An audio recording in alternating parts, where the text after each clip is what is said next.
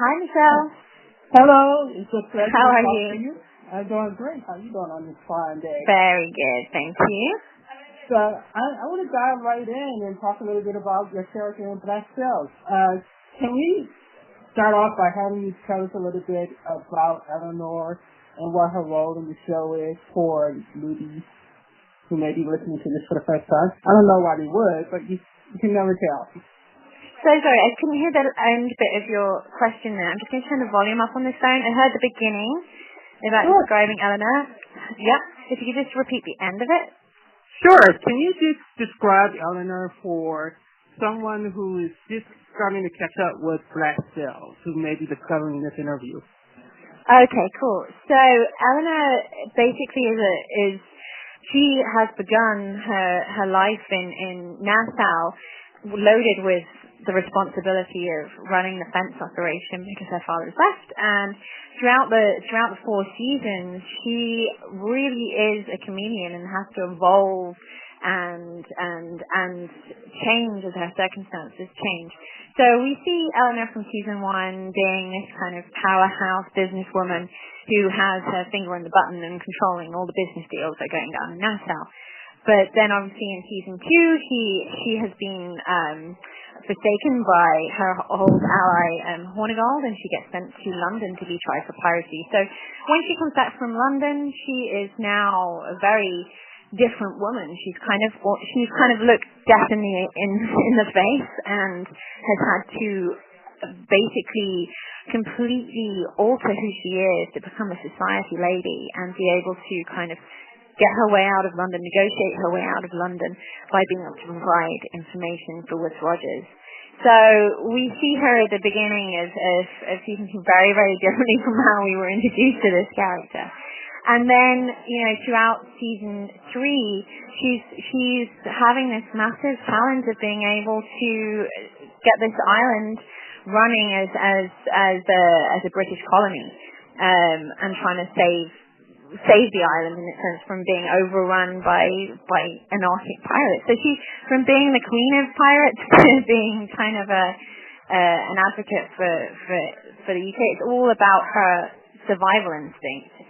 But beneath all of that, I think there's this strong drive of a need for her to make this island work, a need for her to have a place where there's stability, because she has seen so much violence, she's seen so much death and destruction.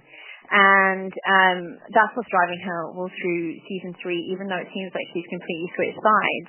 There's a deep kind of underlying motive that hasn't really changed from season 1.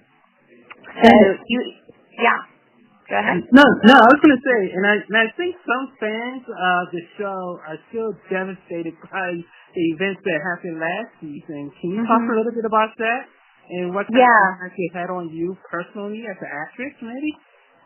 Yeah, I mean, I think it's always very, very kind of difficult sometimes to play a role where you know that you're going to be facing a lot of animosity for killing off a very, very popular character. So I think for me it was really interesting because obviously on a personal level I love working with Zach, and he's like just an awesome person, an awesome actor. He made every day on set so much fun. So obviously that was a huge thing personally for me to miss being around him. And then having kind of the vitriol of the fan base, it's really interesting. And for me, to play a character that moves people in whichever direction that is, whether it's to love them or to hate them, there is still a very satisfying feeling that you've portrayed a character in such a way that it's moved people and that they feel passionately about that character and their relationships. So, and I think it's always interesting as well from like a female point of view to play a character who is such an antagonist to these very popular male characters. And I think what's interesting for me is like I kind of come to realize that Eleanor has always this kind of voice of reason in many ways that is always going to be, the party pooper. she's almost like the adult who's trying to make this world work without there being more death and destruction. And that's not the fun route. That's not the pirate, the crazy pirate anarchist route that we love to watch and we enjoy so much, because it gives us that sense of freedom. So it was kind of tough, and it's kind of tough to play somebody who has to go against their own emotional ties as well, and sacrifices their own feelings for what she feels is the greater good. So it's interesting. It's interesting when you see people get so riled up about characters' actions, and then it's also really amazing when you see people who like passionately defend your character as well. And that's happened a lot. There's a lot of people who've kind of written to me and said, we feel very strongly that what Eleanor did was, completely justified, and that she'd had so many horrible things happen to her, and she had to behave in this way to try and bring some kind of stability. So, I mean, you get both sides of it, and it creates a wonderful debate, and it creates a lot of interesting Twitter interactions for sure. But on a personal level, as an artist, how do you deal with that kind of backlash? I think you have to take it on a very, you can't take it personally as an actress. I mean, I don't write it, I just have to interpret it and to the best of my ability. And so when I see somebody get really upset about the way Eleanor behaves, there's a part of me going, okay, yeah, I hit the button with that one at least. I must be doing something right to get people, riled up. So for me, it's interesting. I mean, on a personal level, like it's very funny when people think that that's you. And I've quite a few times I've met people who've like seen Black Sails, and they ask me, but they don't know that I'm on the show, and they ask me, and they're like, oh, so what do you do? And I say, oh, I work on a TV show. What show? I'm like, Black Sails. And they're like, oh, I've seen that. What do you do? And it's like, I play that character, Eleanor Guthrie. And they're like, what? Because to be able to encapsulate an energy which is so different to yours, being able to encapsulate the kind of decisions that someone makes that are totally antithetical to your ethics and to your kind of moral being is the challenge. And like, so for me, it's great when I feel like I've been able to kind of completely transform into someone who I'm not. So. Well, that's a sign that you're doing a great job. Sorry? That's a sign that you're doing a great job. So. Thank you very much. Thank you. And so what can you tell us about season 4 then, the final season? Yeah, okay, season 4 is just, it gets bigger and bigger and bigger. I think I've said this quite a few times, that like every time, scripts came through and there were these like epic battle scenes and, incredible, huge scenes where we have like hundreds of extras, and I think, oh my God, like, where are we going to go from here? Like, we've done it all. It's like, what else could we do? But there's always new things that the writers have come up with, which just blow my mind. And then seeing it translated from the page to the screen just makes me so honored to be working with such talented, amazing people. So yeah, season 4 just takes it to the next level. It gets much bigger. The battle scenes are much bigger. You see a lot of water action. But on a character level, season 4 is just fascinating, because we really get to analyze each character's motives for being in Nassau and for fighting for what they're fighting for, because they all come to question that themselves. They all come to say, is this worth it in a way? What are we trying to achieve here? And it takes a lot of very nuanced kind of delivery of these characters' backstories for the audience to kind of come to understand their motives. So there's a lot of things that are explained in season 4, especially through my character, where you start to see what's been driving her for the past 3 seasons. So in that way, season 4 for me is such a perfect culmination of this story, because everything becomes clear. And you start to see the reasons why things happened in season 1 and 2, which I think is just a complete testament to the genius of John and Dan and Rob, who've managed to work in these very subtle nuances. And for me, that's the best kind of TV, the kind of TV that engages you with details you hold on to for 4 seasons before you get the explanation. So I think fans of the show who are incredibly attentive to those details will be immensely satisfied by season 4, and kind of get their brains blown out by the ideas of some of the truth come out in season 4. What is the one thing you're looking forward to getting fans' reaction on? I know you can't spoil anything, but what is the one thing that you can't wait for fans to see in season 4 without spoiling anything? Yeah, I think you do get a little sense of it from the trailers that have been released, so I think I am allowed to say a few things, but you really see the battle for Nassau on its shores. And I think for me that it's been kind of like, waiting 4 seasons to have some really cool action stuff.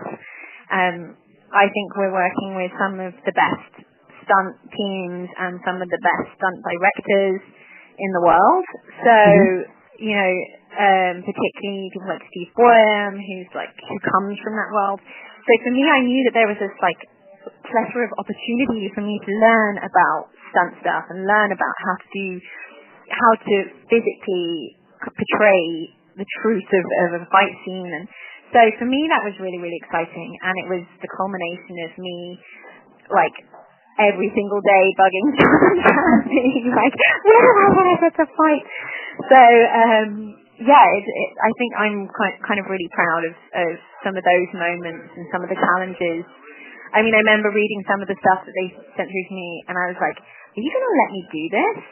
And they were like, yeah, if you want to. I was like, okay, let's do it. Let's go for it. So, yeah, I think that's really exciting that I'll be able to say, yeah, that's me. That's me doing that.